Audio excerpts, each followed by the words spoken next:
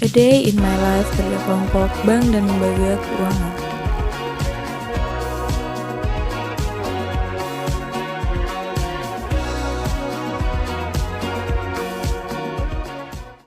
Hai guys, assalamualaikum warahmatullahi wabarakatuh. Jadi aku lagi prepare untuk ke kampus. Hari ini aku ada kuliah siang, tapi karena ada kerja kelompok, jadi aku berangkatnya lebih awal.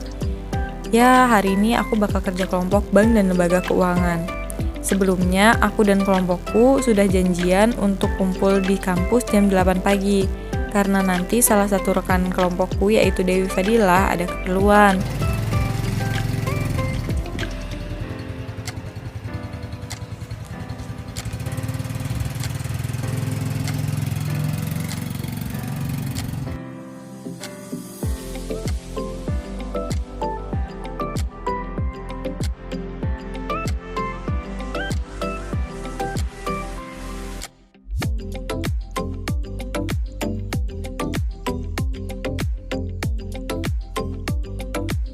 Dan ini aku udah sampai di kampus. Ternyata pagi ini rame banget, sampai-sampai jalan aja macet banget. Nah, sekarang kita udah masuk ke halaman kampus kita tercinta, yaitu UIN Raden Intan Lampung. Nah, bisa dilihat kan banyak banget yang baru berangkat. And ya, aku udah sampai di kampus dan ternyata anggota kelompokku udah pada dateng dan kayaknya sih mereka nunggu aku. Mereka udah mulai diskusi sih kayaknya mengenai tata cara pembuatan video, materi.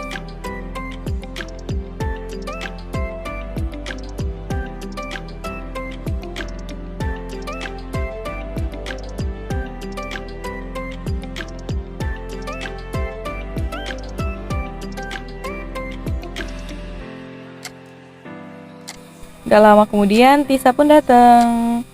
Nah, di sini kami udah mulai membicarakan cara membuat video dan sudah selesai diskusi. Tetapi sebenarnya minggu lalu kami sudah berdiskusi mengenai cara dan materi yang akan kami bahas pada hari ini.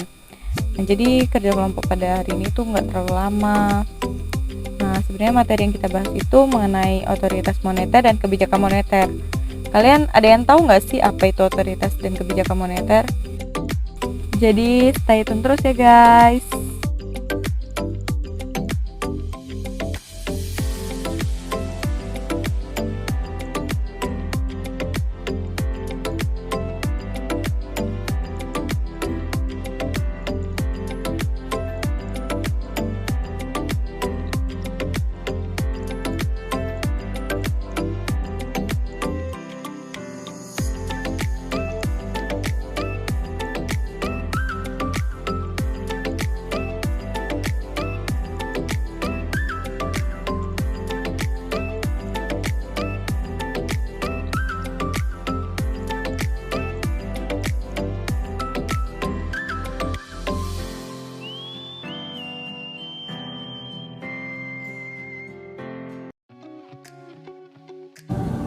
Assalamualaikum warahmatullahi wabarakatuh. Saya Oktaviana Wijayanti, perwakilan dari kelompok saya yang akan membahas mengenai kebijakan moneter dan otoritas moneter. Bagi teman-teman yang penasaran mengenai kebijakan moneter dan otoritas moneter, dapat disimak video dari teman-teman saya yang akan menjelaskan mengenai otoritas moneter dan kebijakan moneter. Otoritas moneter, tahukah teman-teman apa itu otoritas moneter? Seperti yang kita ketahui, otoritas moneter adalah suatu entitas yang mengelola keuangan, baik itu bunga maupun suku bunganya. Biasanya otoritas moneter itu dikelola oleh keuangan bank, baik itu Bank Sentral maupun Bank Indonesia. Seperti yang telah dijelaskan oleh Undang-Undang Nomor 23 Tahun 1999 yang diubah menjadi Undang-Undang Nomor 3 Tahun 2004, yang dimana entitas moneter itu dikelola oleh Bank Indonesia, baik berupa suku bunga maupun pengeluaran uang yang telah ditetapkan oleh pemerintah. Jadi di sini saya akan menjelaskan tentang kebijakan moneter. Apa sih kebijakan moneter itu? Kebijakan moneter adalah tindakan atau langkah-langkah yang diambil pemerintah melalui bank sentral. Nah, kalau di Indonesia itu bank sentral adalah BI. Pasti teman-teman udah pada tahu kan apa itu BI. Jadi tugas BI itu adalah mengatur atau mengelola jumlah uang beredar di masyarakat agar perekonomian Indonesia itu tetap stabil. Jadi kestabilan itu tuh dapat diukur dengan 3 cara. Yang pertama adalah kesempatan kerja. Kesempatan kerja yaitu banyaknya lowongan pekerjaan untuk masyarakat. Yang kedua adalah kestabilan harga. Nah, kestabilan harga ini maksudnya adalah jual beli yang beredar di masyarakat itu tuh seimbang. Jadi harga bahan pokok yang beredar itu nggak naik dan nggak terlalu turun. Yang ketiga adalah kestabilan neraca pembayaran, yaitu adalah ekspor dan impor itu harus seimbang. Terus ada contoh kebijakan moneter. Apa sih contohnya? Yaitu adalah kenaikan inflasi. Jadi jika inflasi tinggi, yaitu artinya jumlah uang yang beredar di masyarakat terlalu banyak, sehingga Bank Sentral atau BI itu mengambil keputusan atau kebijakan dengan cara kebijakan kenaikan suku bunga. Nah, teman-teman pernah mikir nggak sih kenapa jumlah uang beredar di masyarakat itu nggak boleh naik dan tidak boleh terlalu turun? Jadi kalau jumlah uang beredar di masyarakat itu terlalu banyak, dapat menyebabkan harga bahan-bahan pokok itu terlalu mahal, sehingga pedagang-pedagang juga dapat mengalami kerugian. Nah, kenapa juga uang yang beredar itu tidak boleh terlalu sedikit, karena dapat menyebabkan lambatnya perekonomian di Indonesia. Jadi harga barang di Indonesia itu turun. Prinsip-prinsip kebijakan moneter yang pertama mempunyai satu tujuan akhir yang diutamakan, yaitu sasaran inflasi. Jadi untuk itu sasaran inflasi ditetapkan dengan mempertimbangkan pengaruhnya dengan pertumbuhan ekonomi. Yang kedua, kebijakan moneter bersifat antisipatif. Maksudnya kebijakan moneter yang terjadi saat ini diarahkan untuk mencapai sasaran inflasi yang telah ditetapkan pada periode yang akan datang. Yang ketiga, sesuai dengan prinsip tata kelola yang sehat, yaitu berkejelasan tujuan, konsisten, transparan, dan berkualitas.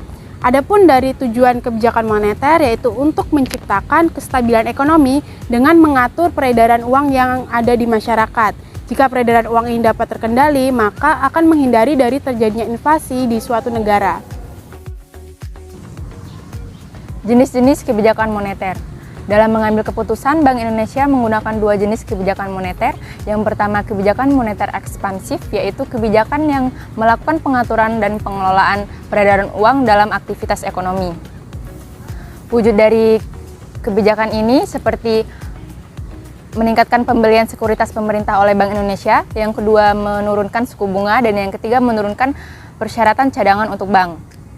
Jenis kebijakan moneter yang kedua yaitu jenis kebijakan moneter kontraktif, yaitu kebijakan yang dilakukan sebagai langkah untuk menurunkan peredaran uang di masyarakat saat terjadi inflasi. Wujud dari kebijakan ini dapat dilakukan seperti penjualan obligasi pemerintah, yang kedua meningkatkan suku bunga, dan yang ketiga meningkatkan persyaratan cadangan untuk bank. Deregulasi perbankan di Indonesia. Deregulasi adalah suatu pengurangan atau penghapusan suatu aturan yang dapat menghambat aktivitas ekonomi, khususnya di persaingan dan juga pasar bebas. Jadi, deregulasi perbankan adalah keadaan di mana terjadinya perubahan peraturan atau kebiasaan dalam perbankan, khususnya dalam pemberian kredit kepada sektor-sektor yang menjadi prioritas, yang menjadi untuk mengurangi resiko penyalahgunaan dalam pemberian kredit. Tujuan dari deregulasi perbankan adalah meningkatkan mobilisasi atau menghimpun dana dari masyarakat agar masyarakat lebih sadar dengan cara menyimpan keuangan yang aman dan baik. Selanjutnya, untuk meningkatkan efisiensi alokasi dana pengkreditan di sektor perbankan dan di seluruh sektor lembaga keuangan. Kebijakan regulasi 29 Januari 1990, 28 Februari 1991, dan 29 Mei 1993 merupakan pedoman bagi perbankan dalam memberikan kredit kepada sektor-sektor yang menjadi prioritas agar mengurangi resiko penyalahgunaan pemberian kredit. Berhubung istilah liberasi kurang diminati di Indonesia, maka untuk menggantikan kata tersebut dipakai kata deregulasi yang kurang lebih artinya sama. Deregulasi perbankan dilaksanakan pada 1 Juni 1983 yang merupakan paket kebijaksanaan yang berisi antara lain yang pertama pelepasan pagu kredit, yang kedua pembebasan suku bunga perbankan, yang ketiga peningkatan suku bunga tabanas, dan yang keempat untuk sektor yang diprioritaskan tetap berlaku pagu tingkat dan kredit likuiditas Bank Indonesia, dan yang terakhir kelonggaran atas pajak deposito. Nah, gimana? Udah pada tahu kan apa itu otoritas moneter dan kebijakan moneter? Jadi kesimpulannya, otoritas moneter adalah suatu entitas yang memiliki wewenang untuk mengendalikan jumlah uang yang beredar pada suatu negara dan memiliki hak untuk menetapkan suku bunga dan parameter lainnya. Sedangkan kebijakan moneter adalah suatu kebijakan yang dikeluarkan oleh bank sentral untuk mengatur persediaan uang untuk mencapai tujuan tertentu.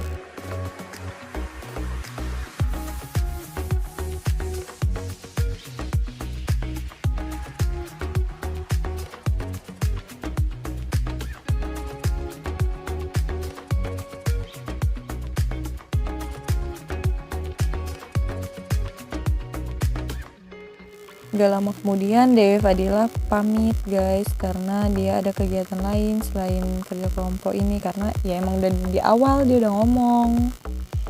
Jadi ini pamit-pamitan dulu. Dadah Dewi Fadila, hati-hati.